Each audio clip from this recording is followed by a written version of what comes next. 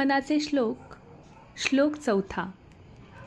मना वासना दुष्ट कामान ये रे, मना सर्वथा पाप बुद्धी नको रे, मना धर्मता नीती सोडू नको हो, मना अंतरी सार विचार राहो. मना वासना दुष्ट कामा न ये रे. या श्लोकात समर्थांनी मनाला असा उपदेश केला आहे की वासना म्हणजेच इच्छा, अपेक्षा कुठलीही असो ती दुष्टच असते. जरी सुरुवातीला ही इच्छा आपल्याला सुखदायी वाटत असली तरी अंती ती आपल्याला दुःखच देते. त्यामुळे ती कुठल्याही कामाची नाही आहे.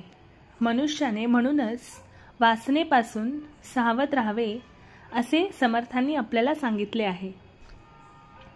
मना सर्वथा पाप बुद्धी नको रे. पाप म्हणजे वाईट कर्म. वाईट कर्म हे नेहमी माणसाच्या विनाशाचे कारण असते. म्हणून समर्थ मनाला पापबुद्धी म्हणजेच वाईट कर्माचे विचार मुळापासून नष्ट करायला सांगत आहेत. मना धर्मता नीती सोडू नको हो.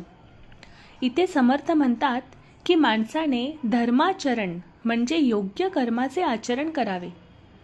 माणसाच्या वागण्यामध्ये नैतिकता असावी. धर्म आणि नीतीचे आचरण माणसाने कधीही सोडू नये. मना अंतरी सार विचार राहो. समर्थ मनाला उपदेश करतात की मनामध्ये नेहमीच विवेक बुद्धीची ज्योत तेवत असावी.